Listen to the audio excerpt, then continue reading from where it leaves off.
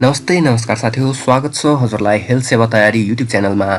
लोकसेवा आयोगको तयारी, हेल्थ सेक्टरको लोकसेवा आयोगको तयारीको लागि हाम्रो च्यानललाई पक्कै पनि सब्स्क्राइब गर्नुहोला। र आज हामी यस च्यानलमा लोकसेवा आयोगको हेल्थ एसिस्टेन्ट र सिएमए को जुन करिकुलम वा सिलेबस रहेको छ लोकसेवा आयोगको एक्जामको लागि, त्यसको बारेमा आज हामी कुरा गर्नेछौँ। र धेरै समय खर्च नगरी सिधा भिडियोतर्फ लागौँ। आजको विषयवस्तुतर्फ लोकसेवा आयोग नेपालको यो करिकुलम रहेको छ। नेपाल स्वास्थ्य सेवा हेल्थ इन्स्पेक्सन समूहमा पर्दछ।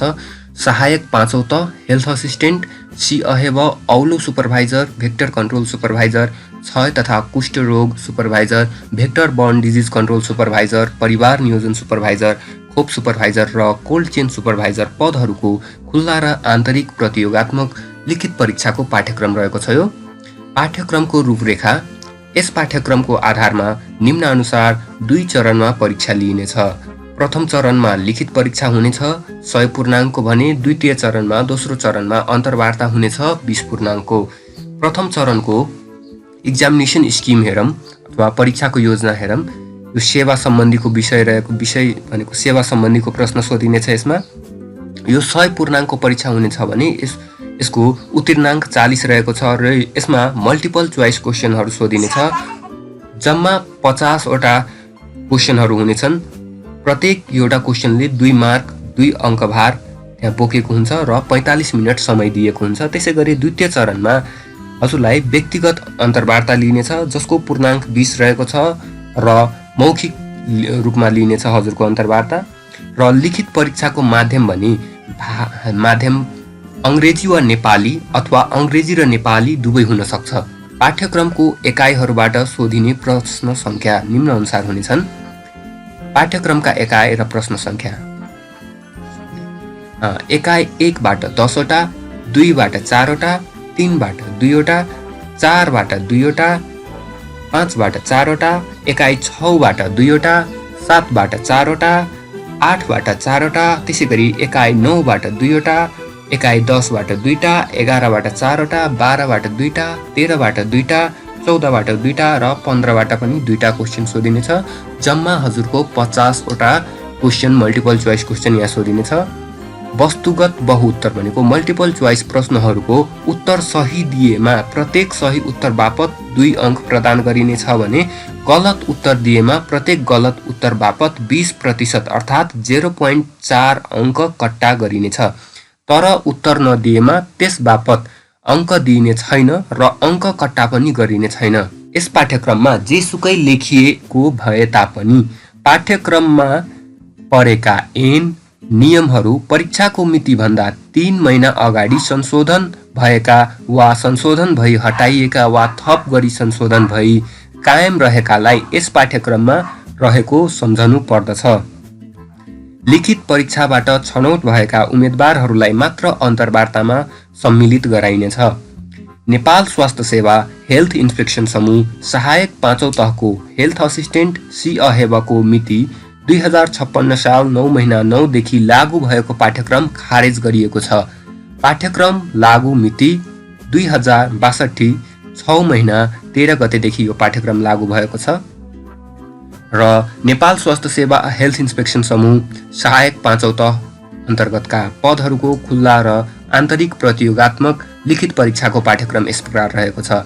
एकाइ 1 मा यहाँ रहेको छ introduction, national policy, planning, strategies and implementation, status of public health programmes in Nepal. र यसका पनि सब युनिटहरू रहेको छ।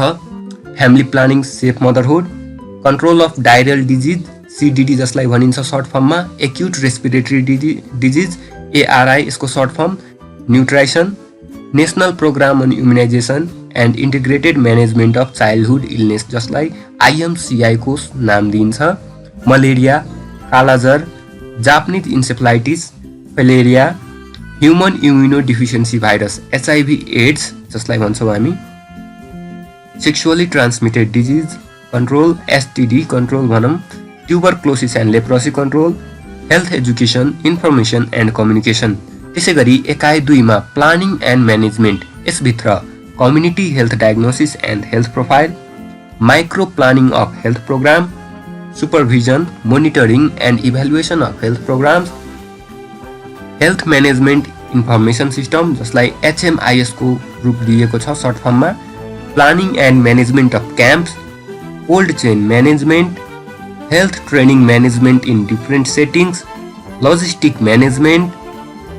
अब एकाइ 3 मा अर्गनाइजेसनल स्ट्रक्चर एन्ड फङ्सन्स मा यसका सब युनिटहरू: ministry of health and population MOSP, department of health services DOHS, regional health directorate RHD, district health office DHO, district public health office DPHO, primary health care centre PHCC, health post, sub health post.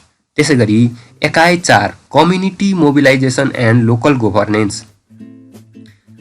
यसका sub युनिटहरू: female community health volunteers जसलाई FCHB को नाम दिइन्छ and mothers groups, primary health care outreach clinic, community drug programme CDP, mobilisation of local health leaders and committees, decentralised management of health services. त्यसैगरी एकाइ 5 unit 5 epidemiology and disease control. यसका sub युनिटहरू: definition, scope, causes of disease and infection, types and management of disasters, management of epidemics, causes, signs, symptoms, management, prevention and control of gastroenteritis, dysentery, cholera, typhoid fever, giardiasis, malaria, filariasis, encephalitis, kala-azar, parasitic infestation, scabies, chicken pox, influenza, mumps, rabies, hepatitis, ringworm, leprosy, tuberculosis, helminthiasis, pertussis, measles and diphtheria. त्यसैगरी एकाइ 6 unit 6 को environmental sanitation.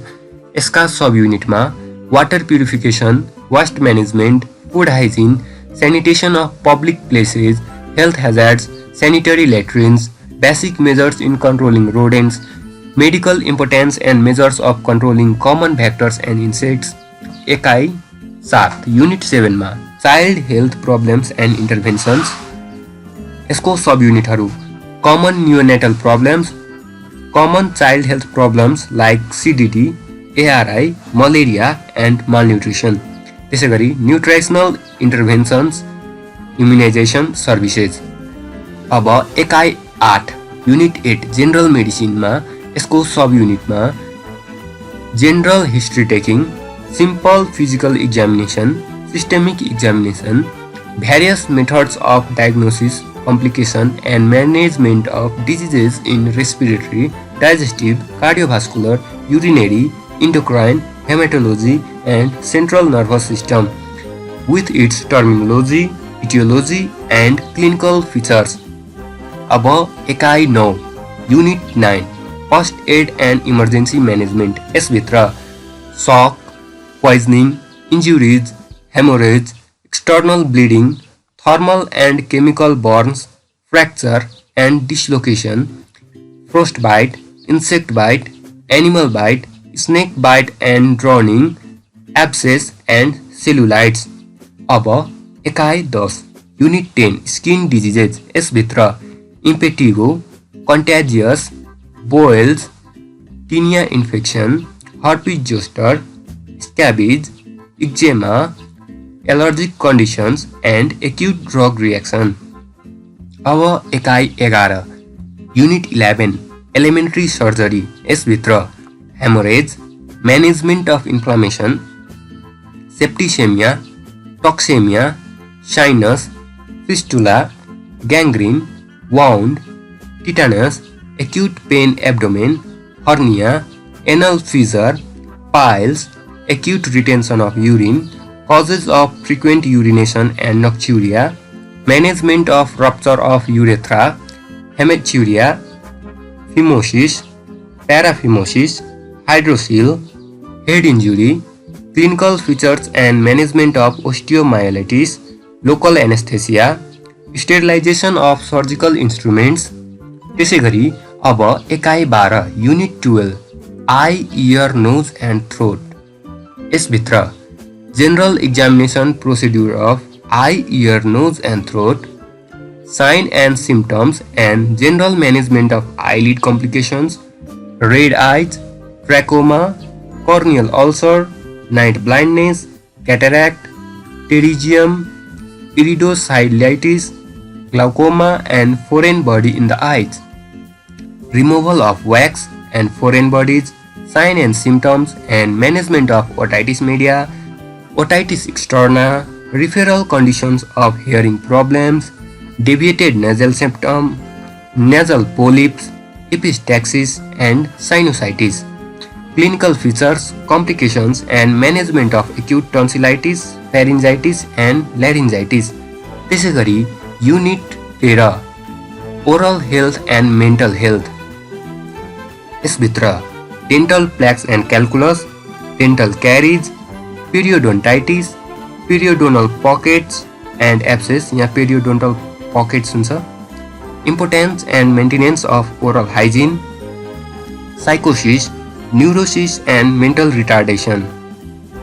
त्यसैगरी एकाइ 14 unit 14 मा reproductive health problems and interventions, यसभित्र male and female reproductive system, mechanism of menstruation, conception, evolution, vaginal discharge, management of per-vaginal bleeding, post-menopausal bleeding, uterine prolapse, pelvic inflammatory diseases जसलाई PID भनिन्छ, यसको causes, sign and symptoms and complications of ectopic pregnancy, यहाँ अलिक mistake छ, management of engorgement of mastitis and breast abscess, management of normal labor and early diagnosis and referral of complicated pregnancy, labor, puerperium, safe abortions, permanent and temporary contraceptives. त्यसैगरी एकाइ 15 unit 15 मा acts and regulations, यसभित्र health services act 2053 and regulation 2055, त्यसैगरी health professional council act 2053 and regulation 2056। यो त थियो हाम्रो curriculum. अब यसै गरी यहाँ स्याम्पल क्वेसन्सहरू पनि दिएको छ। यो स्याम्पल क्वेसन हेर्नको लागि हजुर सिम्पली एउटा लिङ्क हजुरले पाउनुहुनेछ डिस्क्रिप्सनमा, त्यहाँ गएर हजुरले यो सिलेबस पनि हेर्न सक्नुहुन्छ भने त्यहाँबाट डाउनलोड लिङ्क हजुरले पाउनुहुनेछ। त्यो सिलेबस यो करिकुलम डाउनलोड गरेर त्यहाँबाट स्याम्पल क्वेसन्स हजुरले हेर्न सक्नुहुन्छ। यो लिङ्क हजुरले डिस्क्रिप्सनमा पाउनुहुनेछ।